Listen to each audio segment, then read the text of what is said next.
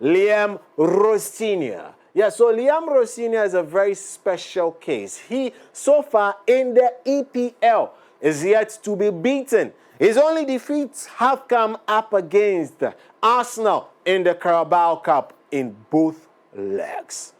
Now even, we'll talk about one of those legs because he made a very important statement in there with the kind of substitutions he did. But then again, he has also done quite well and sorted out Chelsea's problems by just switching the mood of the team and certain movement of players. Liam Rosenior has also still kept Chelsea in that particular shape where they are deployed in a 4-2-3-1. He likes that. He likes that. But then again, how the players move is what is changing things for him. For instance, let's start off this way. How he has deployed the goalkeeper, Robert Sanchez, on the ball is one of the key things that switched up for Chelsea in build-up. Now, you look at how Robert Sanchez was performing with ball at feet under Maresca. He was largely going long. But under Liam, he is rather going sideways because he's stepping up into that role where he is now part of the back three, allowing the right back, the left back move forward, expand the pitch, create width, so that they are able to quickly build and go through. But then again, you need a player who is able to withstand the pressure that would come from such instances. So let's now build to that. But number one, the role of the goalkeeper has changed. Sanchez has now gotten more confident on the ball, and he is actually causing chaos, starting the trigger for the team to move and build quickly. So he is now part of the three-man back line. Then you see Chelsea move the ball forward. Now, Chelsea in this particular phase are looking to fix a couple of things.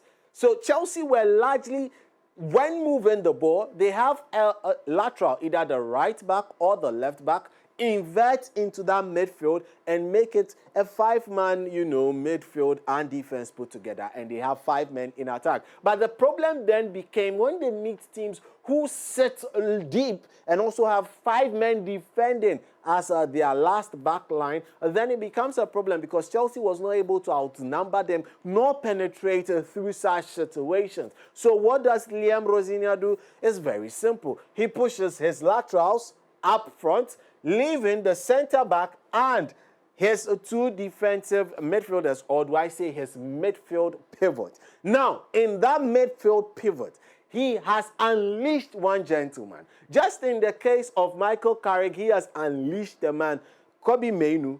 Liam Rosenior has unleashed Andre Santos. Yes, Andre Santos and the man Moise Caicedo have become so inseparable in the Chelsea midfield that it is a beauty to watch. They largely step away from each other. They are constantly close to each other, maintaining a close proximity and allowing the axis of the pivot rotate efficiently. Now let's look at this. So these 2 are the center backs. They are trying to progress the ball against Leeds United. Now, beautiful. So you see, this is essentially a box situation for them where the entirety of the team, they are high up. Now, this closeness is quite important. Aside this closeness, there was one thing that Chelsea were lacking, and the Maresca, they used to move the ball around very lethargically. They would take their time, encourage the press, and when the press comes, by the time they would turn, the ball is slow. They would have to go out wide and eventually get the ball cut back and pass back, and they was always going sideways, as if they were singing a hymn in church. Now, you look at one of the things that happened under the system is the quickness with which Chelsea is able to break. Let's look at how Chelsea actually got their first goal against Leeds United. So, Andre Santos gets the ball from Chalobah. He turns and then whoops.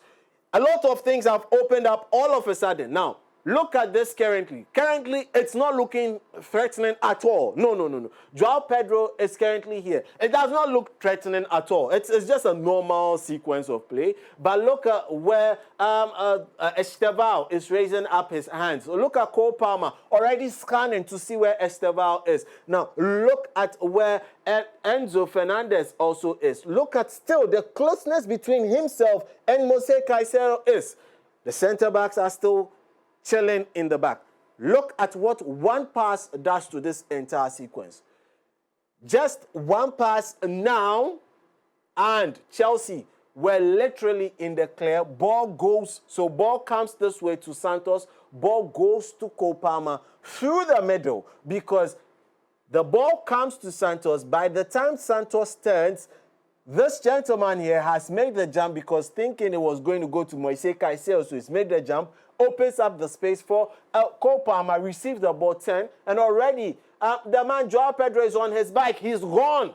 Let's look at the sequence from a different perspective. So this is the ball. Ball goes through directly, just through this direction, goes to Cole Palmer, already scanning to see where Estevao is, finds a better option in Joao Pedro. Ball comes to Joao Pedro, and Chelsea have the first goal of the sequence.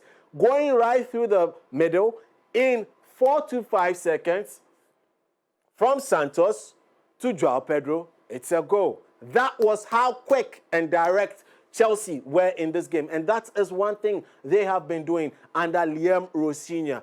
Building up quickly and building up through that particular part of the pitch, making it very difficult for other teams. Here again is another sequence. But then again, I would like you to look at the positioning of the man, Enzo Fernández. Enzo Fernández under Liam Rosenior has been floating around in a certain interesting space on the left-hand side. Going on into the left, he does not really go wide. He normally likes to go and play what we call, doubling up on that particular side. And then sometimes, occasionally, a lot of the times actually, timing his run beautifully and box crashing into that particular box and getting Chelsea some goals and possibly also creating and causing more chaos. Now, this again epitomizes what I've been talking about with the defense and this particular pivot, which has been so striking and important to all that Liam Rosenior has been doing at Chelsea.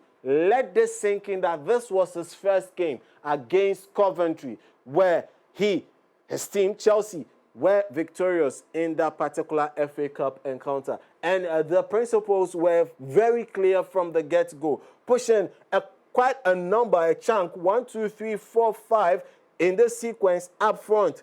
But occasionally, we also get 6. How do we get 6? We've seen that particular 6 sequence against a team like Arsenal in that particular second leg of the Carabao Cup when Chelsea were chasing the game and looking for that goal. What did they do? They put 3 men in defense. Not even 3 men. They had a 2-man defense. This is Moise Caicedo. And at this point in time, this is the gentleman, Enzo Fernández. This particular time, there was no Andre Santos on the pitch. Yeah, no Andre Santos on the pitch because he was going for block. So what does he do? This is Cucurella. This is the left winger. You've still got everyone on the pitch. You've got Cole Palmer here. You've got all the attacking force in here. So you've got 6 attackers. You've got 3 sort of defending. I call it 2-1-1. So that was how he was pushing his team. And he was able not to get the result, but made his intent very clear in that particular regard. So Liam Rosenior at Chelsea has fixed their defensive problem on the transition by putting together a pivot right in front of the centre-backs. Pivots that are constantly in close proximity of each other. 2, he has dynamically changed the way the Sanchez plays as a footballing goalkeeper, going sideways, initiating the press from the opposing team and getting someone like a Santos to pass on to, and Santos is very good on the ball, turning away and automatically beating 6 or more people with just a simple pass through the middle to either get to Enzo Fernández or a Cole Palmer. Speaking of Enzo Fernández, his role under the man, Liam Rosenior, has been transformed. He now is constantly starting high up, adding up to the front six possibly. But to make matters more difficult for the defending team, he regularly drops into a midfield to have a feel of the ball. So when he's dropping, the defender is coming with him, creating more spaces for the likes of Joao Pedro to have that turning around and running in that direction, filling that space. And later, the man himself, Enzo Fernández, box crashing to get the goals for Chelsea. And also, how he has been able to juice up and get more goals from Joao Pedro has been interesting. Looking at the numbers, the expected XG of Joao Pedro under Enzo Maresca, it was somewhere around the 0.36. But now, under the man, Liam Rosenior, his XG is 0.89. More goals for Joao Pedro, more goals for Chelsea as a team, who are playing some flamboyant football, some beautiful football under the man, Liam Rosenior. Connection between player and coach, beautiful. Let's see how long this ship would sail. But so far, so very good. But then again, there is one player we need to acknowledge in this system who has been liberated by the man, Liam Rosenior. Andre Santos. We would get to talk about him much later.